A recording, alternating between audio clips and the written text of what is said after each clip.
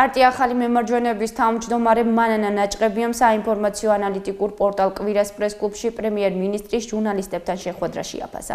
ნაჭყებიამ ღარიბაშვილი ხელისუფლების მიერ მიღწეულ წარმატებებზე გადაჭარბებული წარმოდგენის გამო გააკრიტიკა და პრემიერის საბჭოთა აგიტატორს შეადარა.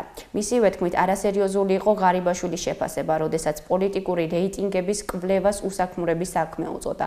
ახალი მემარჯვენეობის წარმომადგენლის თქმით, ასეთ შეფასებას პოლიტიკური რეიტინგების მიმართ არც ერთი სერიოზული პოლიტიკოსი არ გააკეთებდა. ნაჭყებიამ პრემიერის პოზიცია მხოლოდ ინვესტიციების ზრდის კუთხით გაიზიარა. როგორც ოპოზიციური პარტიის წარმომადგენელმა განმარტა, მართალია პირდაპირ ინვესტიცია ქვეყანაში გაიზარდა, თუმცა ეს ისეთი ქვეყნისთვის, როგორც საქართველოა, საკმარისი არ არის.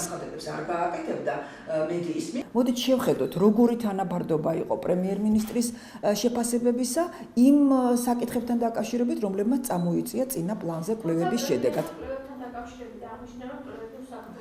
მით უმეტეს მე არ ამგონია, რომ სოფლიოში, თამამად შემიძლია განვაცხადო, არ ამგონია კი არა, თამამად შემიძლია განვაცხადო, რომ სოფლიოში არც ერთი სერიოზული პოლიტიკოსი ასეთ შეფასებას კვლევების მიმართ არ გააკეთებს.